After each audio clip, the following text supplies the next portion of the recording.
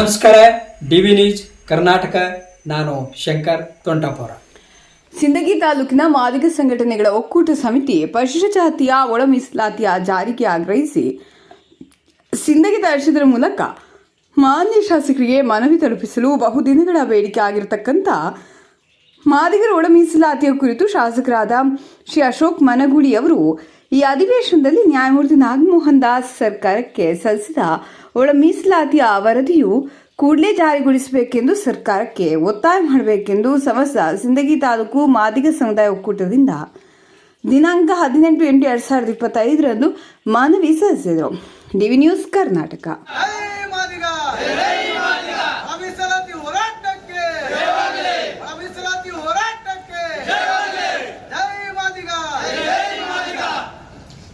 ಇಂದು ವಿಜಯಪುರ ಜಿಲ್ಲೆ ಸಿಂದಗಿ ತಾಲೂಕಿನ ಸಮಸ್ತ ಮಾದಿಗ ಸಂಘಟನೆಗಳ ಒಕ್ಕೂಟದಿಂದ ಮಾನ್ಯ ಸಿಂದಗಿ ಮತಕ್ಷೇತ್ರದ ಶಾಸಕರಿಗೆ ಮನವಿ ಕೊಡುವ ಕಾರ್ಯಕ್ರಮ ಹಮ್ಮಿಕೊಳ್ಳುತ್ತೇವು. ಕಾರಣಾಂತರಗಳಿಂದ ಮಾನ್ಯ ಶಾಸಕರು ತಮ್ಮ ಮನೆಯಲ್ಲಿ ಇರದೆ, ಗೃಹ ಕಚೇರಿಯಲ್ಲಿ ಇರದೇ ಕಾರಣ ಇವತ್ತು ತಹಸೀಲ್ದಾರ್ ಮುಖಾಂತರ ಶಾಸಕರಿಗೆ ಒಂದು ವಿಷಯ ಮುಟ್ಟಬೇಕಂತೇಳಿ ಏನು ಪ್ರತಿಭಟನೆ ಮಾಡ್ತಾ ಇದ್ದೀವಿ. ಈ ಪ್ರತಿಭಟನೆಯನ್ನು ಕುರಿತು ನಮ್ಮ ಯುವ ಮುಖಂಡರು ಜಾಂಬಾಯಿ ವೈಸೇನೆ ತಾಲೂಕು ಅಧ್ಯಕ್ಷರಾಗಿದ್ದಂತ ಭೀಮೂರ್ ರತ್ನಾಕರ್ ಅವರು ಮಾತಾಡೋದು ಕೇಳ್ತಾ ಇದ್ದಾರೆ. ಜೈ ಮಾದಿಗ, ಜೈ ಮಾದಿಗ, ಜೈ ಮಾದಿಗ, ಜೈ ಮಾದಿಗ. ಏನು ಸುಮಾರು 3 ದಶಕಗಳಿಂದ ನಡೀತಾ ಇರ್ತಕ್ಕಂಥ ಶೋಷಿತ ಸಮುದಾಯವಾಗಿರ್ತಕ್ಕಂಥ ಮಾದಿಗ ಸಮುದಾಯದ ಪರವಾಗಿ ಇವತ್ತು ಏನು ಮಾದಿಗ ಸಮುದಾಯ ಆರ್ಥಿಕವಾಗಿ, ರಾಜಕೀಯವಾಗಿ, ಶೈಕ್ಷಣಿಕವಾಗಿ ಹಿಂದುಳಿದಿರ್ತಕ್ಕಂಥ ಸಮಾಜ, ಈ ಸಮಾಜಕ್ಕೆ ಒಂದು ನ್ಯಾಯವನ್ನ ಸರ್ಕಾರ ಒದಗಿಸಿಕೊಡ್ಬೇಕಂತ ಹೇಳಿ ಸುಮಾರು 3 ದಶಕಗಳಿಂದ ಹೋರಾಟ ನಡೀತಾ ಇದೆ. ಈ 3 ದಶಕಗಳ ಹೋರಾಟ ನಡೀತಾ ಇದ್ರು ಇವತ್ತು ಸರ್ಕಾರ ಯಾವ ಮಾದಿಗ ಸಮುದಾಯ ರಾಜಕೀಯ ಪ್ರಾತಿನಿಧ್ಯ ಹಾಗೂ ಶಿಕ್ಷಣ ಕ್ಷೇತ್ರದಲ್ಲಿ ವಂಚಿತವಾಗಿದೆಯೋ ಆ ಸಮುದಾಯಕ್ಕೆ ಇವತ್ತು ಸರ್ಕಾರ ನಿರ್ಲಕ್ಷ್ಯ ಮಾಡುವುದರ ಈ ಸಂದರ್ಭದಲ್ಲಿ ನಾನು ಖಂಡಿತವಾಗಿ ಖಂಡಿಸುತ್ತೇನೆ.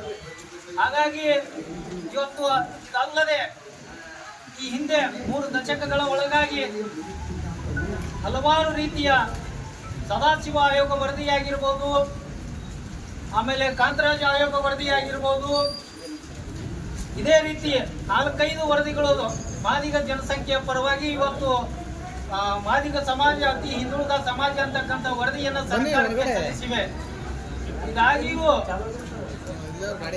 ಇದಾಗಿಯೂ ಈ ರಾಜ್ಯದಲ್ಲಿ ಅತಿ ಹೆಚ್ಚಿನ ಜನಸಂಖ್ಯೆ ಪರಿಶಿಷ್ಟ ಜಾತಿಯಲ್ಲಿ ಅತಿ ಹೆಚ್ಚಿನ ಜನಸಂಖ್ಯೆ ಮಾದಿಗ ಜನಸಂಖ್ಯೆ ಇದೆ ಅಂತಕ್ಕಂಥ ವರದಿ ಸಹಿತ ಈಗಾಗಲೇ ಸರ್ಕಾರದ ಮುಂದೆ ಇದೆ.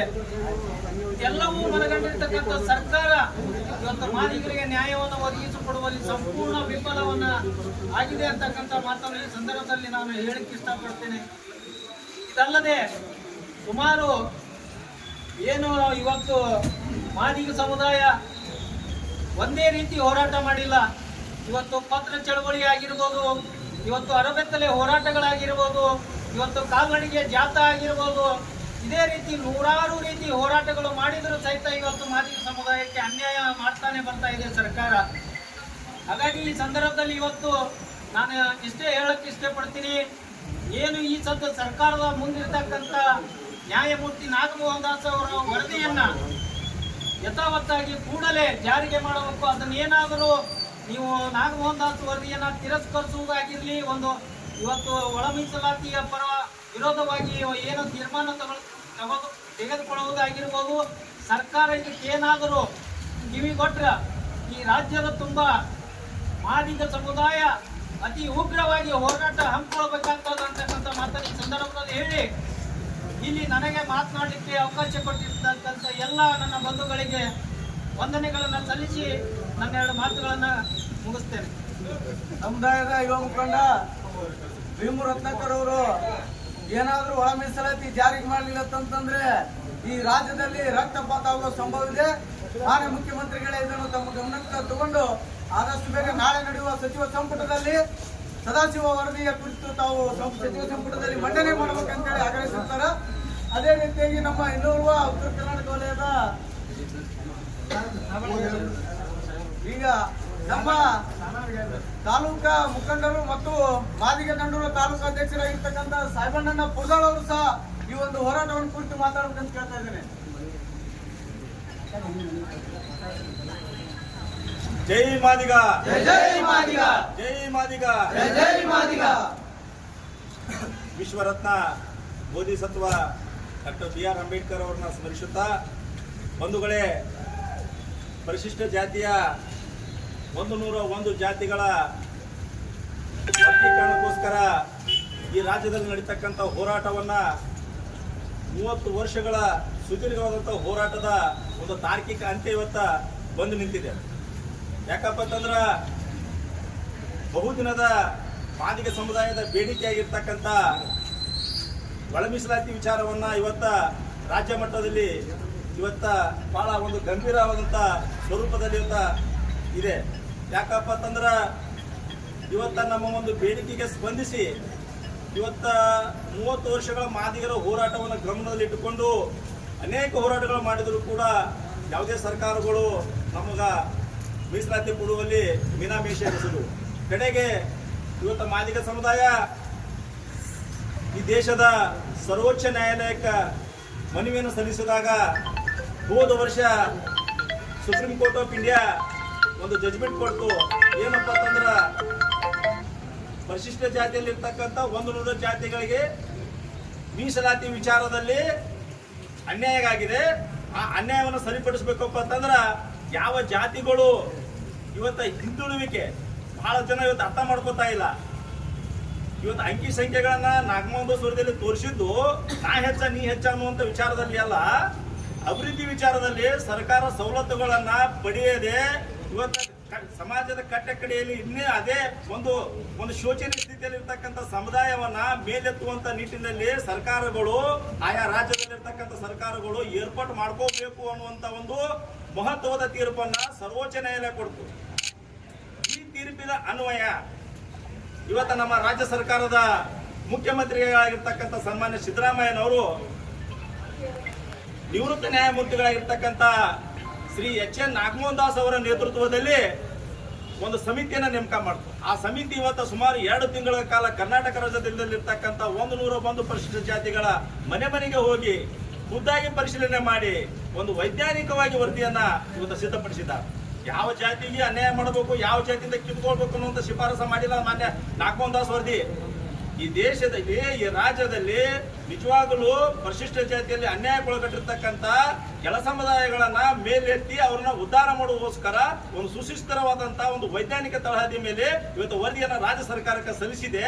ಈ ವರದಿಯನ್ನ ಇವತ್ತಿನ ದಿವಸ ಜಾರಿ ಮಾಡಬೇಡ್ರಿ ಅಂತಕ್ಕಂಥ ಒಂದು ವಿಚಾರದಲ್ಲಿ ಇವತ್ತು ಕೆಲವು ಸಮಾಜದ ನಮ್ಮ ಮುಖಂಡರು, ನಮ್ಮ ಸಹೋದರ ಮುಖಂಡರು ಇವತ್ತಿನ ದಿವಸ ವಿರೋಧ ವ್ಯಕ್ತಪಡಿಸ್ತಾ ಇದ್ದು ನೋಡೋದು ನನಗೆ ಬಹಳ ವಿಷಾದನೀಯ ಅನಿಸ್ತದ. ದಯಮಾಡಿ ಅವ್ರು ಅರ್ಥ ಮಾಡ್ಕೋಬೇಕು, ಇದು ಕೇವಲ ಮಾದಿಗರಿಗೋಸ್ಕರ, ಮಾದಿಗರ ಉದ್ಧಾರಕ್ಕೋಸ್ಕರ ಒಳ ಮೀಸಲಾತಿ ಬರ್ತಾ ಇಲ್ಲ. ಇವತ್ತು 101 ಜಾತಿಗಳಲ್ಲಿ ಅನ್ಯಾಯ ಆಗಿರ್ತಕ್ಕಂಥ ಜಾತಿಗಳನ್ನ ಗುರುತಿಸಿ ಮುಖ್ಯವಾಹಿನಿಗೆ ತರಬೇಕು ಅನ್ನೋದು ಸರ್ಕಾರದ ನಿಲುವಾಗೈತಿ. ಆ ನಿಟ್ಟಿನಲ್ಲಿ ನಾಗಮೋಹನ್ ದಾಸ್ ವರದಿ ಇವತ್ತು ತಯಾರಾಗೈತಿ. ಅದಕ್ಕೆ ದಯಮಾಡಿ ಹೇಳ್ತಾ ಇದ್ದೀನಿ, ಇವತ್ತು ನಾಳೆಗೇನೋ ಒಂದು ಆಶಾಭಾವ ಅದ. ನಾಳೆಗೆ ಇವತ್ತು ಕ್ಯಾಬಿನೆಟ್ನಲ್ಲಿ ಇವತ್ತು 19ನೇ ತಾರೀಕಿಗೆ ಕ್ಯಾಬಿನೆಟ್ ನಿಗದಿಯಾಗ್ಯದ.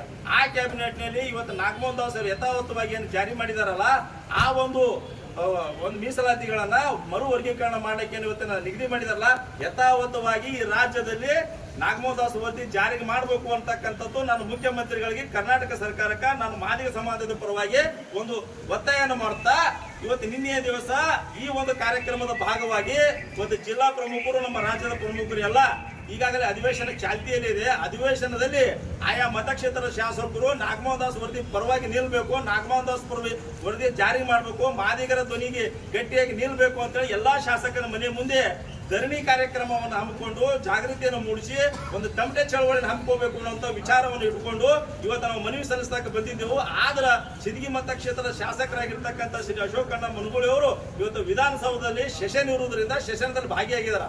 ಹೀಗಾಗಿ ನಮ್ಮ ಮನೆಯಲ್ಲಿ ಲಭ್ಯವಿಲ್ಲ.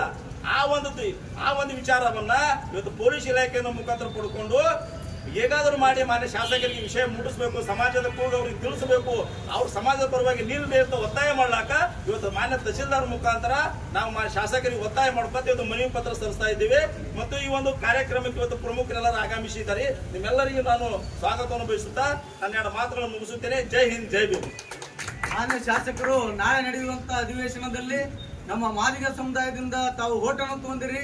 ಈ ಒಂದು ಒಳ ಮೀಸಲಾತಿ ವಿಚಾರವಾಗಿ ತಾವು ಸಹ ಅಲ್ಲಿ ಧ್ವನಿ ಎತ್ತಬೇಕಂತೇಳಿ ಕೂಲಂಕುಷವಾಗಿ ಹೇಳಿರ್ತಕ್ಕಂಥ ಸಾಹೇಬಣ್ಣನ ಪುರದಾಳ್ ಅವರಿಗೂ ಸಹ ಈ ಒಂದು ಪ್ರತಿಭಟನೆಯಲ್ಲಿ ಅವರಿಗೆ ವಂದಿಸಿ ಈ ಒಂದು ಮನವಿ ಪತ್ರವನ್ನು ಓದಿ ಮಾನ್ಯ ಶಾಸಕರಿಗೆ, ಮಾನ್ಯ ತಹಸೀಲ್ದಾರ್ ಸಾಹೇಬರಿಗೆ, ಶಾಸಕರಿಗೆ ಈ ಒಂದು ಮನವಿ ಪತ್ರವನ್ನು ಭೀಮು ಗುಬ್ಬೇಗೌಡ ಅವರು ಓದಿ ಅವ್ರಿಗೆ ಕೊಡ್ಬೇಕಂತ ನಮ್ಮಲ್ಲಿ ಕೇಳ್ತಾ ಇದ್ದೀವಿ. ಮಾನ್ಯ ತಹಸೀಲ್ದಾರ್ ಸಿಂದಗಿ ಸಾಹೇಬರಿಗೆ ವಿಷಯ ಪರಿಶಿಷ್ಟ ಜಾತಿಗಳ ಒಳ ಮೀಸಲಾತಿ ಜಾರಿಗೆ ಆಗ್ರಹಿಸಿ ಮನವಿ ಸಲ್ಲಿಸುವ ಕುರಿತು ಮಾನ್ಯರೇ, ಬಹುಜನಗಳ ಬೇಡಿಕೆ ಆಗಿರುವಂಥ ಮಾದಿಗ ಒಳ ಮೀಸಲಾತಿ ಕುರಿತು ಮಾನ್ಯ ಶಾಸಕರಾದ ಅಶೋಕಣ್ಣ ಎಸ್ ಮನಗುಳಿ ಅವರು ಈ ಅಧಿವೇಶನದಲ್ಲಿ ನ್ಯಾಯಮೂರ್ತಿ ನಾಗಮೋಹನ್ ದಾಸ್ ಸರ್ಕಾರಕ್ಕೆ ಸಲ್ಲಿಸಿದ ಒಳ ಮೀಸಲಾತಿ ವರದಿಯನ್ನು ಕೂಡಲೇ ಯಥಾವತ್ತಾಗಿ ಜಾರಿಗೊಳಿಸಬೇಕೆಂದು ಸರ್ಕಾರಕ್ಕೆ ಒತ್ತಾಯ ಮಾಡಬೇಕೆಂದು ಸಮಸ್ತ ಸಿಂದಗಿ ತಾಲೂಕಿನ ಮಾದಿಗ ಸಮುದಾಯ ಒಕ್ಕೂಟದಿಂದ ಒತ್ತಾಯಿಸುತ್ತೇವೆ.